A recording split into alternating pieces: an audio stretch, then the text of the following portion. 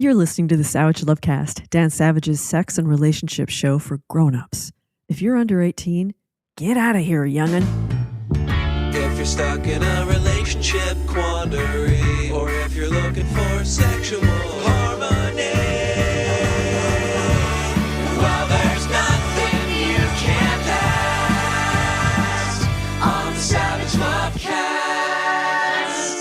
Husbands you can't leave, pregnancies you can't prevent, politicians you can't vote out of office. The GOP agenda for American women, as I pointed out before the 2024 election.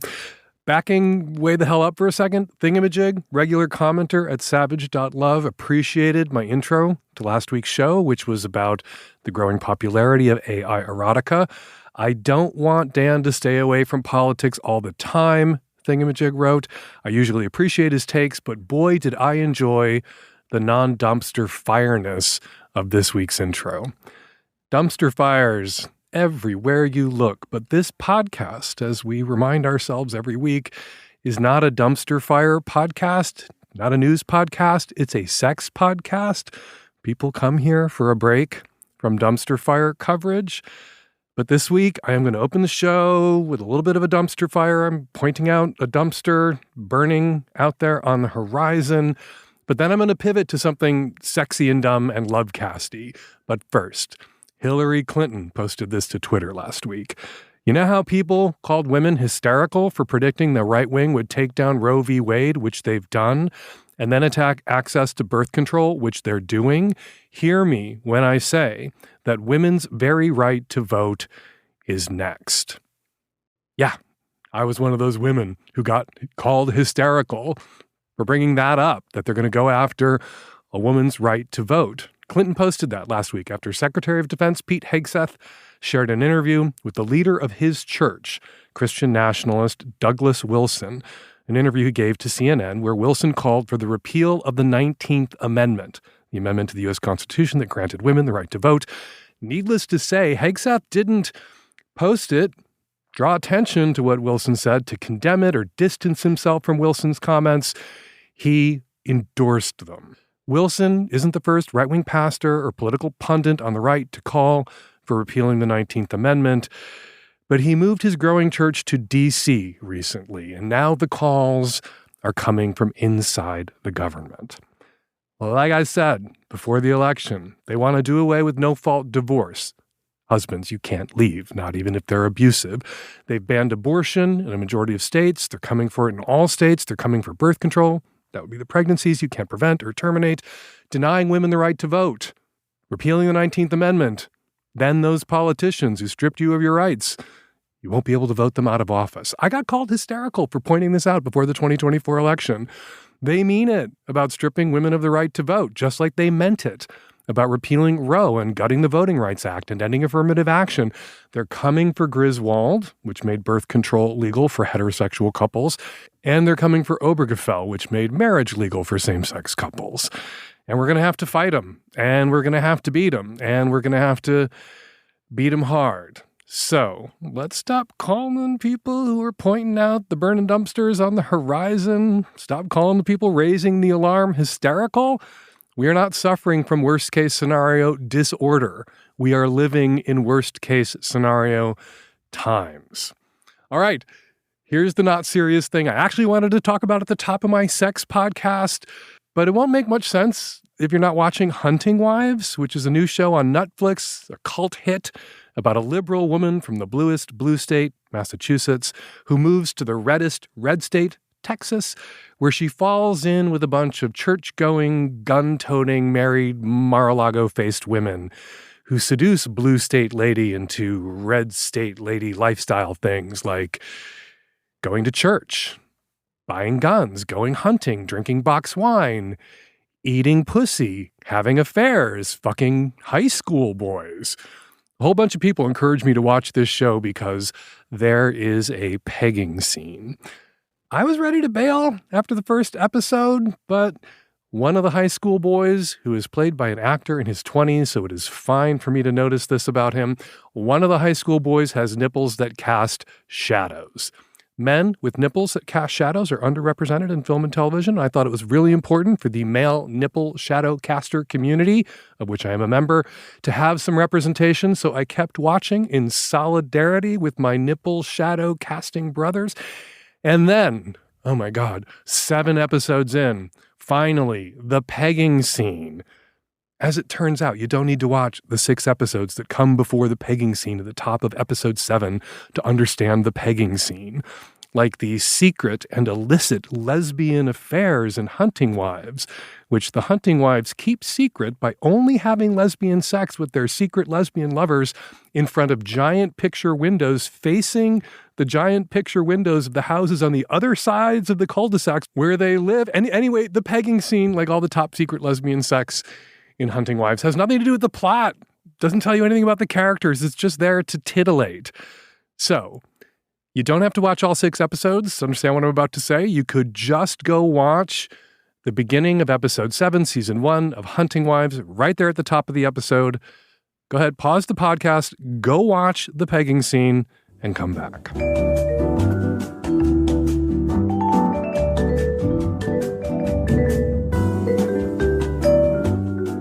All right, welcome back. They needed an intimacy coordinator on Hunting Wives who has personally experienced more than heterosexual vanilla sex and simulated lesbian sex in front of giant picture windows. I'm not even going to get into the angle of penetration. Impossible, painful, potentially injurious if that was the angle of penetration used during that pegging. But the real giveaway that this was not a real pegging, the real tell that nobody involved in the filming of the scene had ever pegged anybody ever, but the real ick come on whatever moment came after the guy getting pegged came. His wife removes the strap-on out from under the sheet, and we see it, and it's dry.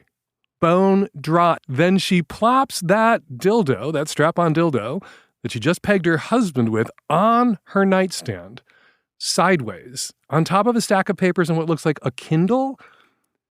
So this dildo that this hunting wife just pulled out of the ass of her cop husband, this dildo would, in theory, be slick with lube, unless her big, burly, straight cop husband watched a bunch of those douching tutorials on YouTube.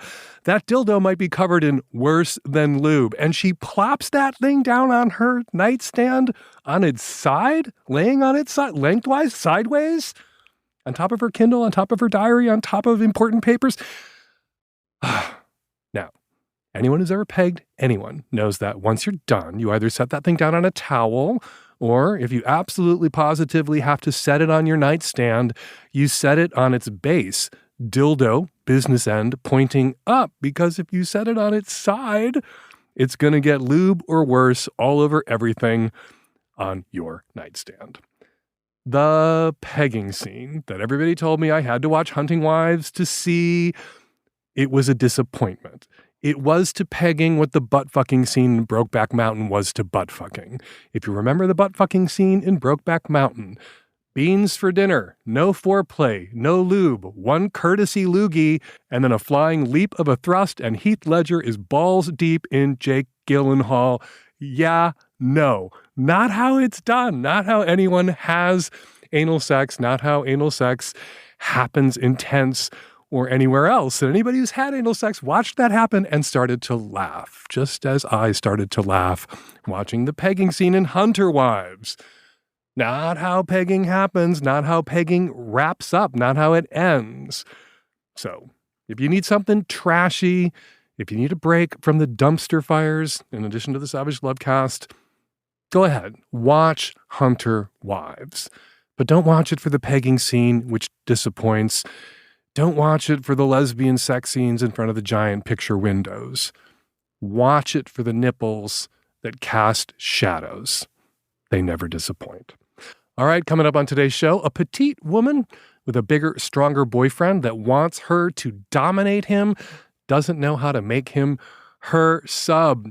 A newly out Pan Man asks if he absolutely, positively has to shave his pubes if he wants to be with men, which has me wondering if he's ever actually met a man. And a very androgynous trans masked person is having all sorts of adventures, and they call in to share. Magnum subs, we are doing a Savage Love Live, our exclusive live Zoom call-in show hangout just for our Magnum subs. August 21st, that's this Thursday, August 21st, noon Pacific time. If you are a Magnum sub, you will get an email on Thursday morning with the link to the Zoom hangout. If you are not yet a Magnum sub and you would like to join us for Savage Love Live, which is always an amazing time, become a Magnum sub now at savage.love/subscribe. All right, joining me today on the Magnum Savage Lovecast, novelist, essayist, and former Daily Show writer, Kashana Cauley is here. She's the author of the acclaimed novel, The Survivalists.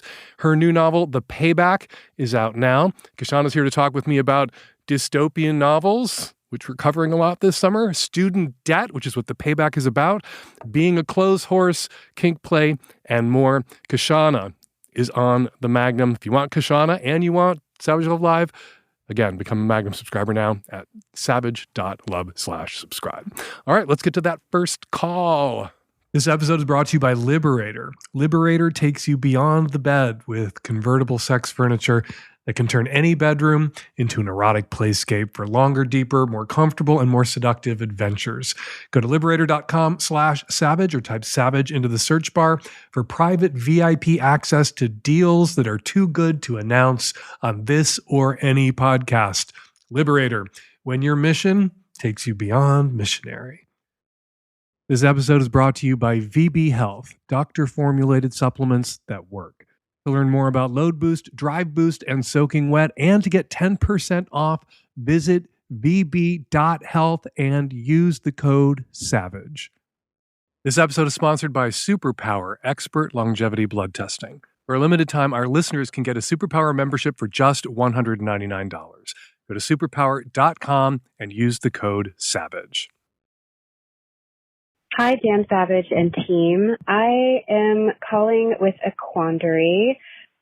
I am in a relationship with someone who I would say is the top to my bottom. I identify as a bottom.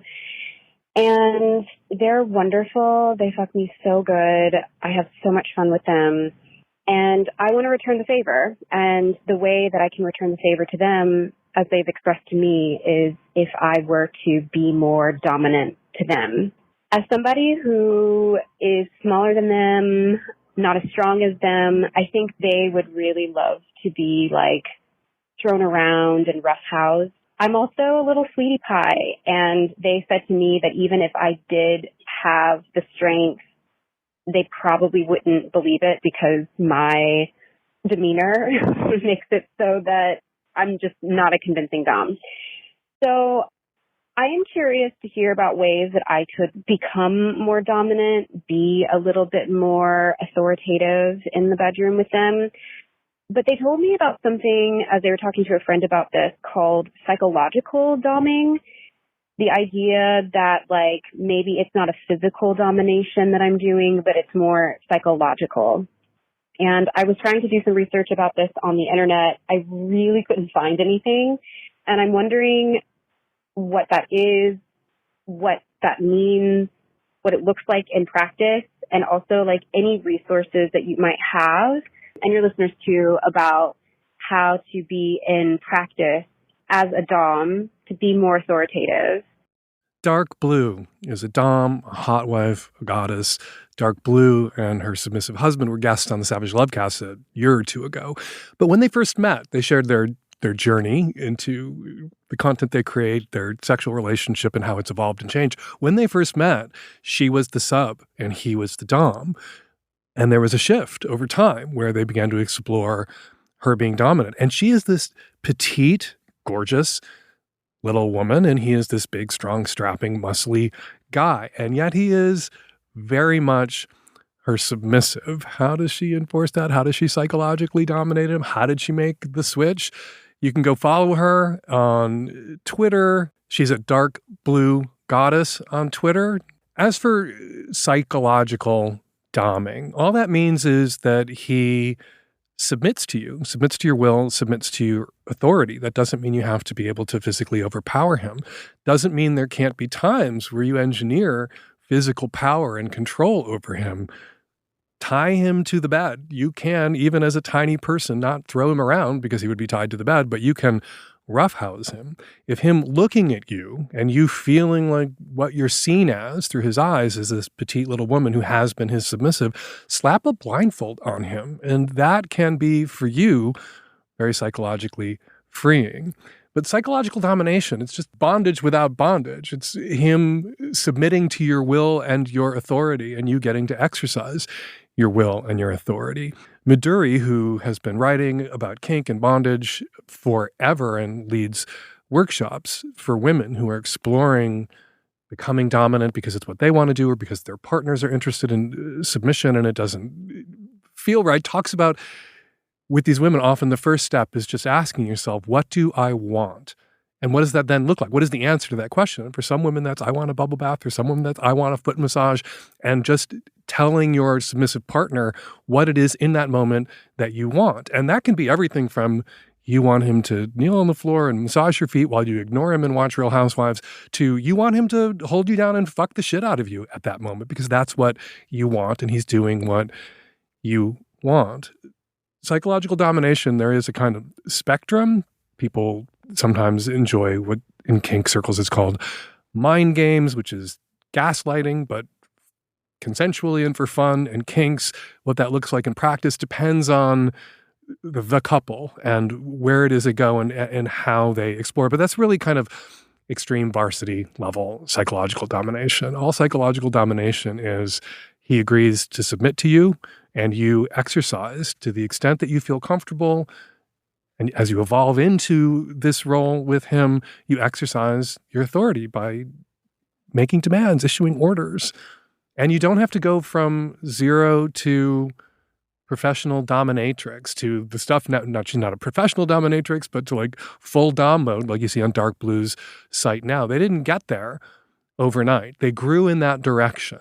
And that's all you have to do. So let go of the performance anxiety you might have about being the perfect dom and just concentrate in the 10 minutes that you have him tied to the bed with silk scarves, enjoying him, taking your pleasure from him in that moment, how you would like to take it. And that could mean roughing him up a little bit because he won't be able to stop you or defend himself. And he won't want to stop you or defend himself because this is what he wants from you and enjoys and has asked you to do. So in a way, the paradox of BDSM is the top is doing what the sub wants while pretending that the top is doing what the top wants.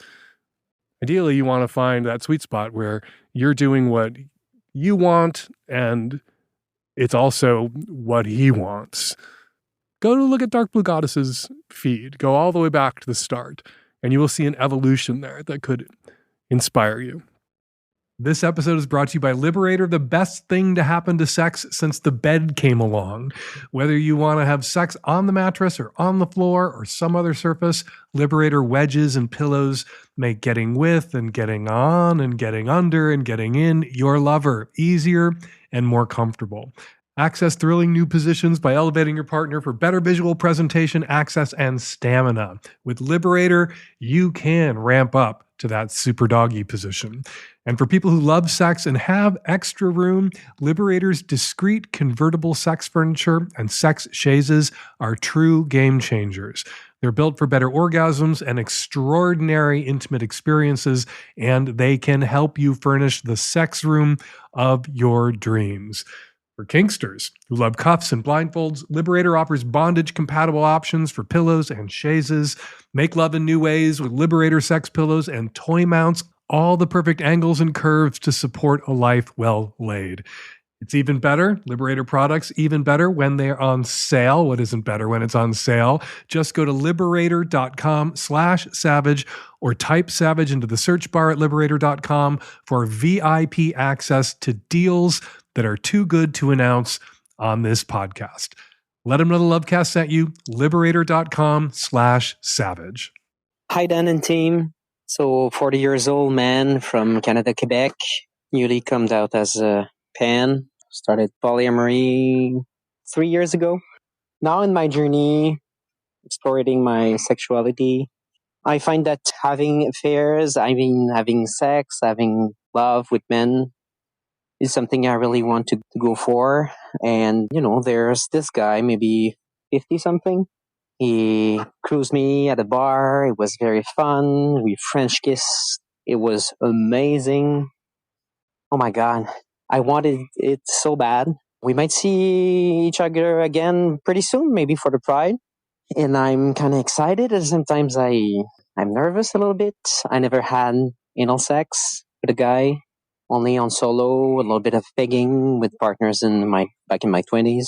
And I know that the gay community or standard oftentimes like it shaved. So my question is basically about pubes. I'm more a natural guy, full bush. I like it. I just like full bush. I think I'm a minority right now, but at the same time, I want this guy to fuck me, I want it so bad, Dan. So my question is, should I shave? Should I check a little bit, some men grooming? Or should I be myself? I heard of the bear community. I heard that there's different models. Another topic is that I'm absolutely pro condoms, and I find that a lot of cis men don't use it anymore. It blows my mind. So should I keep those kinds of preferences, or should I try to adapt myself more to the culture that is proposed in the gay community? You want to bring your full self to sex.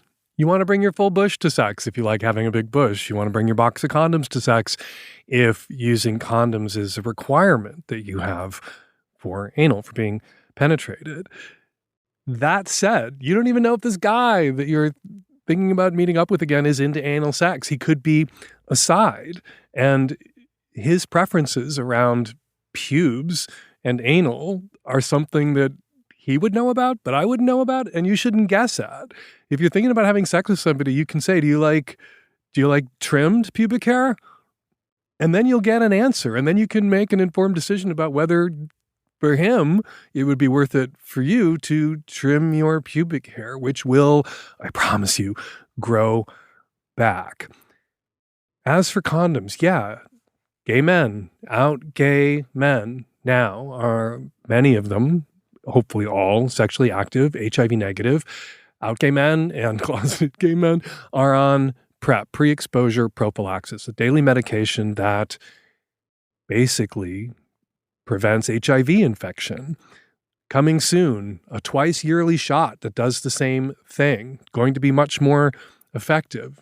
Problem with a daily medication is people can forget to take a daily medication, even a daily medication that is saving their lives. Positive guys who are in treatment, who are taking their meds, who are compliant with their medication protocols, have undetectable viral loads. Undetectable equals uninfectious. They can infect guys. So yeah, condoms, which gay men adopted and began using to protect themselves from HIV, have fallen away.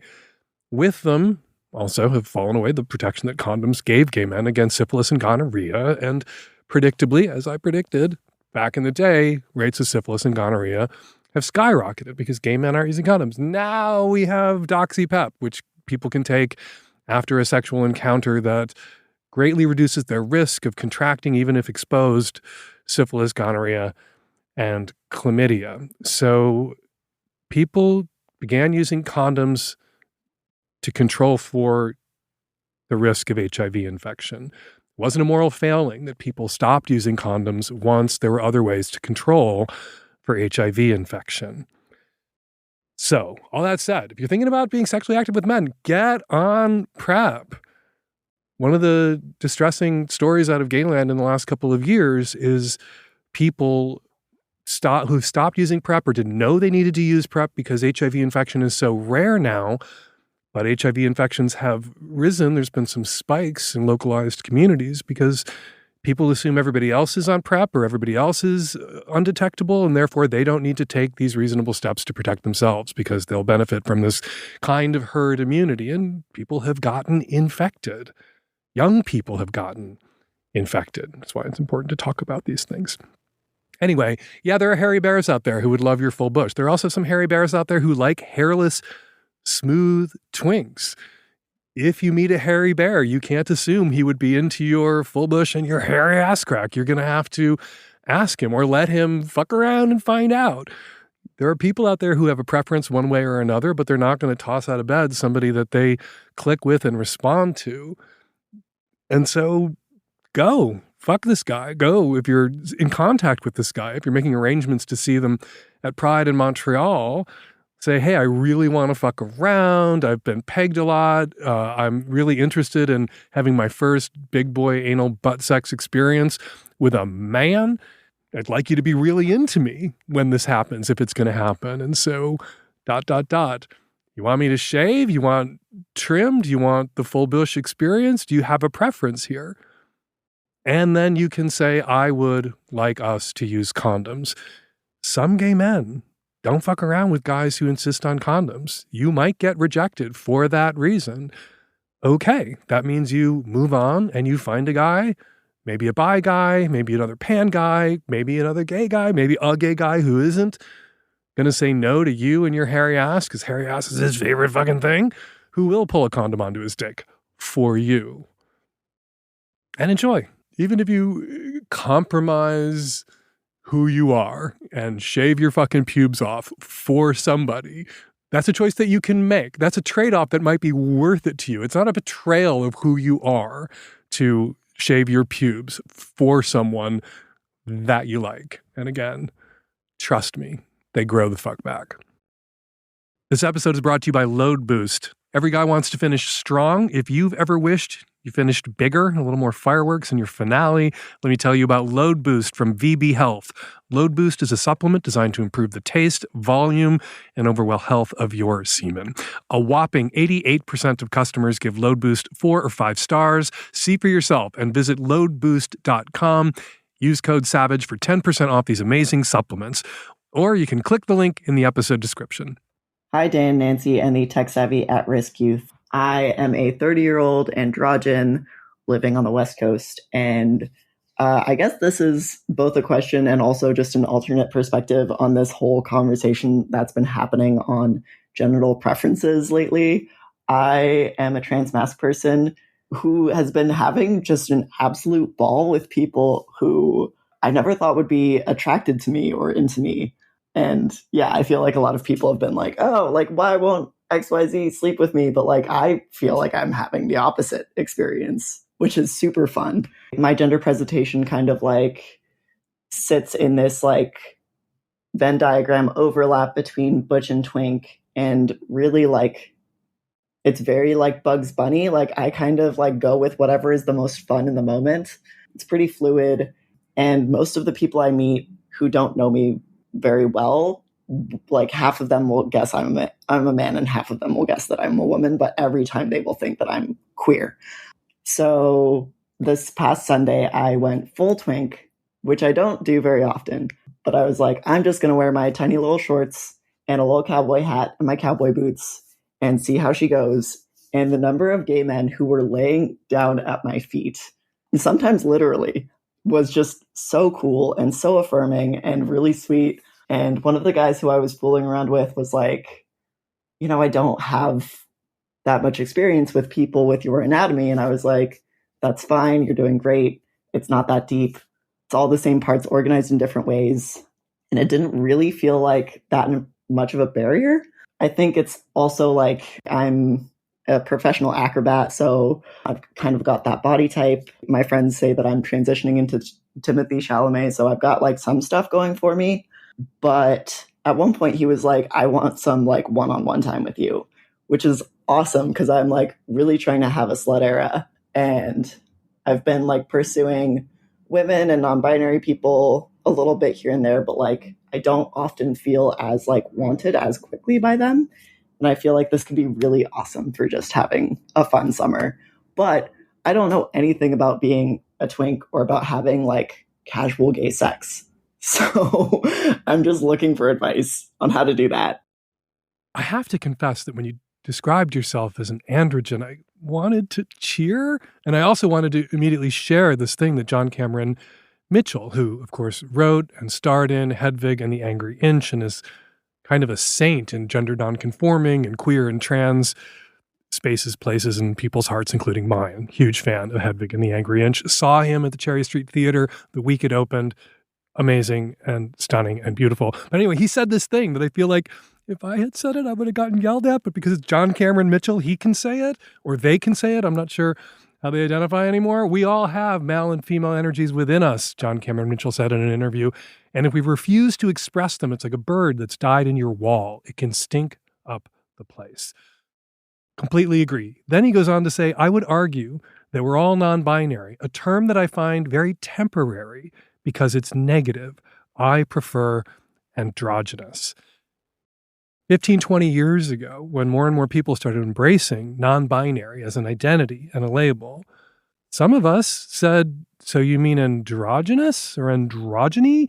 And you would get pushback. No, I mean non-binary, and non-binary is valid. It's like, okay, sure, you mean non-binary, and non-binary is valid. And I agree. And I use everyone's preferred pronouns and I've had non-binary people on the show 100 million times, but it does seem, as Mitchell points out, to be a negative. I am not this. I am not that. I am not male. I am not female. When in our actual experience and my interactions with a lot of people who identify as non-binary, they seem to be this delightful mix.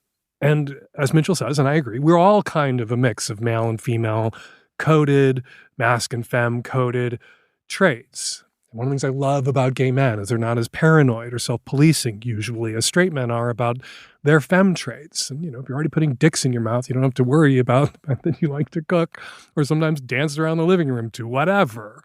Whereas like a lot of straight guys worry that they will lose their straight guy card if they allow themselves anything that is perceived as or coded as femme. But yeah, you describe yourself as Bugs Bunny also, which I love, and including love you describing yourself as an androgen.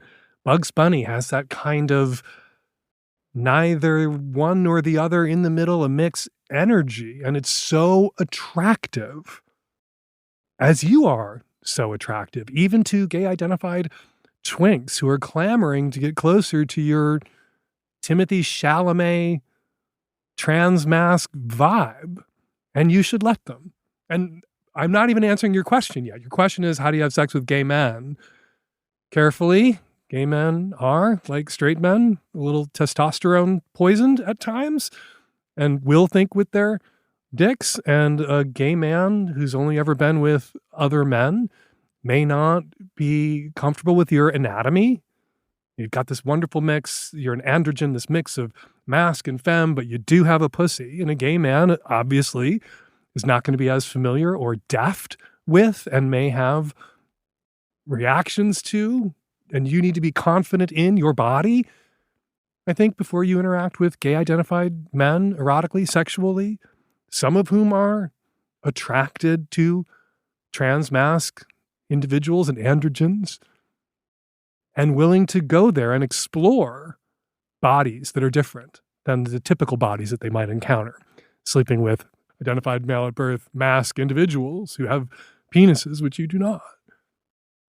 So I think you're messing around with this twink and some other guys at a party where then you didn't go farther than that, right? You had a little boundary there at the party where it didn't turn into a fuck fest. You didn't jump off the deep end of the pool in a room full of testosterone-soaked gay dick monsters. But you left with, I assume, this twink's Instagram profile. You're able to slide into his DMs or you're left with his phone number. And if he wants to explore further with you in a calmer, more controlled environment, hopefully where no one's using drugs or alcohol, and it's just the two of you, and you can go slow and feel safe, I think that would be the way to do it. So seems to me that including identifying as an androgen and Bugs Bunny, you're doing everything right. You went to a big mixed sex party, you interacted with some gay identified or gay men who are into you and so into the Timothée Chalamet of you that they're willing to maybe take a walk on your anatomy's, the rest of your anatomy's side. And you can and should let them, but in a controlled, safe way, which means not at the party. Because gay men at a party, gay men at a sex party, they have a way of bouncing off each other, bouncing into each other, knocking into each other, literally at times, that may make you feel objectified or unsafe. So slide into that twink's DMs. See where it goes, Bugs. Let us know. We've all been there. You get some blood work done, you wait a week, and then your doctor says everything looks fine. Maybe they tell you to drink more water, get a little more exercise, use a little less salt, but you get no breakdown of your hormone levels, no insights into inflammation, toxins, or nutrient deficiencies. Just vague advice and a quick send-off. Superpower is a completely different experience. It's a new kind of preventative care, more comprehensive, more personalized, and you can do it all from home. Here's how it works. 1 blood draw, 60 labs, and a complete look into what is going on inside your body. They test over 100 biomarkers covering everything from heart, liver, and thyroid function to hormones, metabolism, vitamin levels, and minerals. And it scans for thousands of different diseases, helps you close in on that brain fog or low energy you may be experiencing. I think it's just valuable in general to know what's happening inside your body, and Superpower does that for you. You also get a personalized action plan based on your results, all laid out in their app, plus access to your own dedicated medical team to help guide you through what to do next. It's the same level of insight pro athletes get, but now at a price that's actually accessible for all of us. Superpower used to cost $499. Now it is just $199 for the full experience. That's a fraction of what others charge, $500, $1,000, sometimes more, for less thorough testing. Head over to Superpower to learn more and lock in the special $199 price while it lasts. After you sign up, they'll ask how you heard about them. If you heard about them here, please be sure to mention the Savage Lovecast. Your biology decoded, your blueprint activated with Superpower. Yeah, I'm a middle-aged business owner from Montana. About 4 years ago, I built a house for a couple and their family and ended up getting pretty close with them. And during that process, we talking, over time, and realized that they were swingers, and they invited me into their bedroom, and we had a good time. And it was me, him, and his wife, and I have a little girl, and they have a similarly aged little girl and another kid, and they had many play dates, and we've spent time together, family time, aside from the adult fun. Recently, we reconnected, and he offered me a job with him out of state, building some bridges, and very good pay and very good bonus structure. That's something I honestly could not refuse. So I accepted, and I've begun the process of preparing for that move. During that time, he communicated to me that he is diagnosed with bone cancer and has less than 2 years to live, and it's a 5-year contract. And he said, essentially, if I can get the licensing in this new state that I have here, that he would like to even up my role in his business. And also, about a week ago, invited me back to him and his wife's bedroom to enjoy each other again, and I accepted that. After the second time it happened, him and I had kind of an emotional conversation where he let me know that for the last 6 months since they found out the news, that they've been looking for essentially his successor to not just his business, but to caretake for his family after he's gone, and he wants to handpick who that person will be. And after we reconnected and kind of talked, his wife seems very interested in it, and her and I have been having personal conversations on the side, which he is aware of, and sometimes he'll jump in the text and talk to me as well. And it's just a situation I've never really been a part of. I'm very open sexually, and those events of swinging and things like that never been something that made me uncomfortable. But I've never really heard of a situation quite like this. I do respect the way that they're approaching it. It does, draw a lot of concerns for me from a business standpoint. Emotions could be involved. Somebody on their way out could at some point change their mind, and there's a lot of things attached to that process. But always loved his kids. His kids and my kids always get along. We've always done very good business together, and just really not sure how to go from here. The friends and family version of how we met. A lot of people share a friends and family version of how they met. It's what they tell their aunts, it's what they tell their grandparents, and often the friends and family version of how a couple met is very different from the reality of how a couple met. Couples who met under sleazy circumstances usually don't share those sleazy circumstances with their friends and family. Unless they're gay. Gay people, we can't shut up about the sleazy circumstances under which many of us met our partners. A gay couple that met on Grindr is likelier to be honest about that, at least with their gay friends, but often even with their friends and family, than a straight couple that met doing something crazy sleazy, like swinging with their contractor who built their house, who they were spending time with, because that's kind of an intimate relationship, actually. When someone's building your house for you, you spend a lot of time with that person. And you guys connected, and that connection became sexual. And yeah, it's kind of a sleazy meet. If something long-term comes of this, if this woman that you've connected with, who is at least open to exploring this possibility with you, if you and this woman should wind up together, you're going to have a sleazy meeting story. You swung with this couple that employed you to build their house. And now the man in the relationship, projecting myself a few years into the future, I hope that he lives a lot longer than 2 years, wishing this man the best. But if you should wind up after his death with his wife, yeah, the friends and family version of how you met is going to be, well, I worked with them, I was a contractor, became a friend of the family, and after he died, we became closer and closer, and that's how we wound up together. And you omit in the friends and family version of the story about how you met that you swung. Also, you might want to omit the cold, dead hand of her deceased first husband arranging this. It is a little weird that he's trying to control who his wife should wind up with after his death, and that's something ultimately he can't control. You know, you don't know what the end of his life is going to look like. You don't know. You've only just started to work together seriously. You don't know, now that you're working together on these building bridges, wherever it is that people build bridges, you don't know how your connection with this guy is going to go, if the friendship is going to survive the pressures of a business partnership. You can't project yourself 2 years or 4 years into the future and know where you're going to be. But at least right now, for the life of me, you know, the death and the cancer and this guy trying to arrange his future widow's next husband potentially for her in advance of his death, all that seems a little like odd. And I don't want to say off-putting, but it gives you pause. And yet I don't see why you wouldn't, at least on paper or emotionally, be open to this possibility. People have been brought together under odder circumstances. I know people, you know, some of my grandparents' friends who'd been, or my grandfather actually, that he wound up marrying the widow of a good friend of his after both of their spouses had died. After my grandmother had died, after her husband had died, my grandfather, Ed, and June wound up in their 80s marrying. And it was kind of sweet that they had each other at the end of their lives. And no one begrudged them that connection, even though they came together in a kind of unconventional way.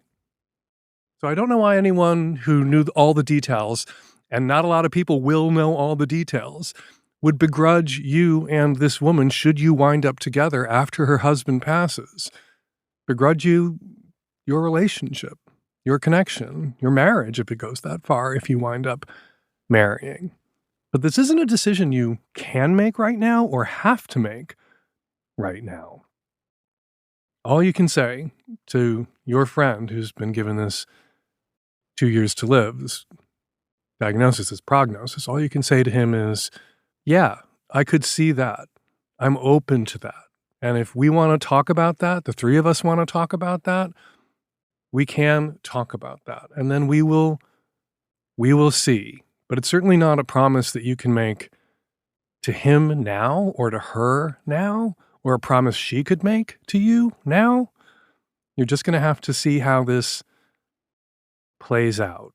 But if you should wind up together, you're going to have to come up with that friends and family version of the story. And then with your really close friends and your Sex Advice podcast hosts, you can share your amazing and awesome how it really went down, the sleazy meeting story. My heart goes out to you. My heart goes out to this man who's facing terminal cancer diagnosis. My heart goes out to his wife, their kids, your kids. Don't force it. Allow for it. Allow for the possibility of it. All right, time for listener feedback. First up, a few comments listeners left in the comment threads about last week's show at savage.love. Says, pushing squares. One thing that the woman with the OnlyFans account that she created for her husband only should keep in mind is that it's not just a 20% commission the site takes, but she'll almost certainly get a 1099 at the end of the year, which means she'll have to pay both income tax and self-employment tax on the proceeds. So it's possible that only half of the money her husband pays for his membership to her OnlyFans account will end up back in the family bank account. Says Alba Cadabra, for the woman who works in education looking to find partners outside of her relationship, get a paid account on Field.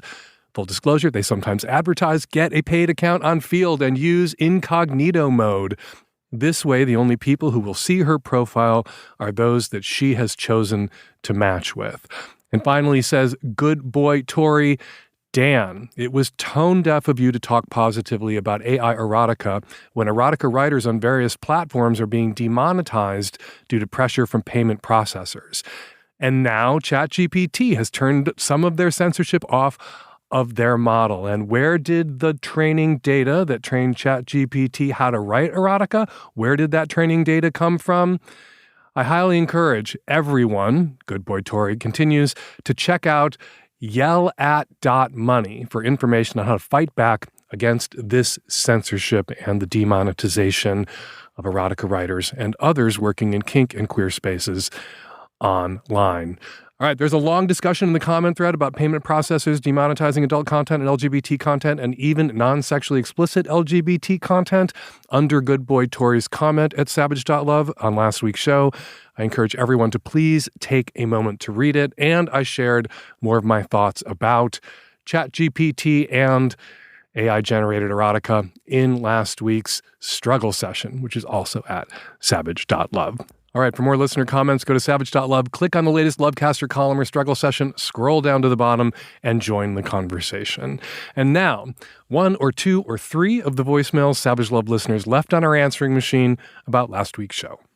This is a response to the wife that was started an OnlyFans account to revive her sex life with her husband. I love this for you. Do it, lady. That's amazing.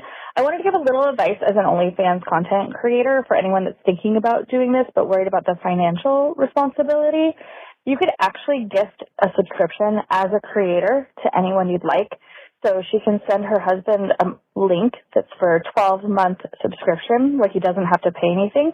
She can keep her rates extra high this way, but he actually gets a free 12-month subscription. You have to do it again in a year, of course, but that way you can do this without having to pay OnlyFans that 20%. You get to keep your own money, but still enjoy the content. So have fun, do it. Hi, Dan. I'm calling in response to the teacher in episode 980 who's looking to find new sexual partners on Field but is afraid of being seen by her peers. I feel like some form of this question gets asked pretty frequently, and I'm not sure you're aware that many of these apps have an incognito mode as one of their paid features. The way it works is you are invisible to everybody. You can still swipe around and look at people. They cannot see you unless you like them first. So you swipe right on them first, or you send them a heart or whatever.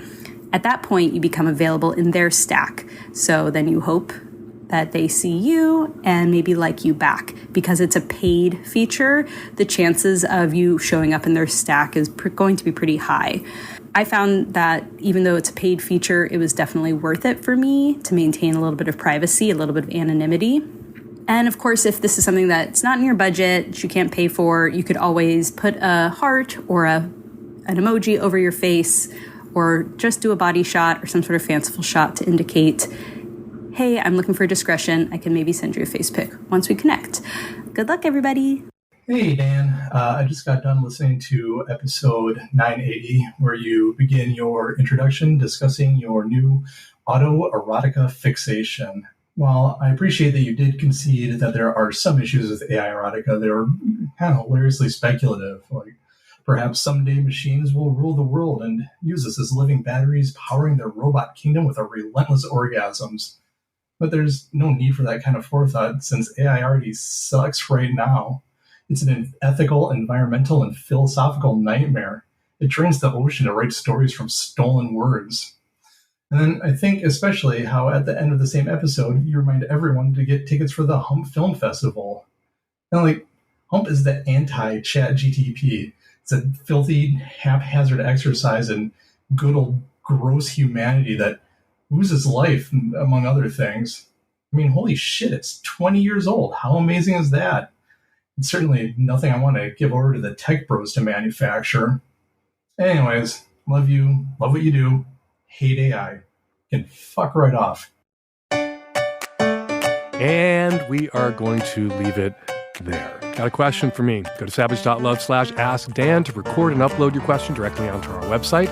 Or you can make a voice memo and email me your question or your comment by sending it to q@savage.love. Or you can call us at 206-302-2064 and leave us a message on our analog answering machine. Magnum subs, again, a reminder, Savage Love Live this Thursday, noon Pacific time. Look for the email in your inbox Thursday morning. Follow me at Blue Sky at Dan Savage. Follow me on Instagram and Threads at Dan Savage. To learn more about Kashana Cauley's work, her books, read her essays, go to KashanaCauley.com. And if you aren't already following Kashana on Blue Sky, where she is hilarious every goddamn day, you are missing out. She's at Kashana, that's Kashana, on Blue Sky. The Savage Lovecast is produced every week by Nancy Hartunian, and me and Nancy and the tech-savvy at-risk youth. We will all be back at you next week with another installment of the Savage Lovecast. Thank you for tuning in.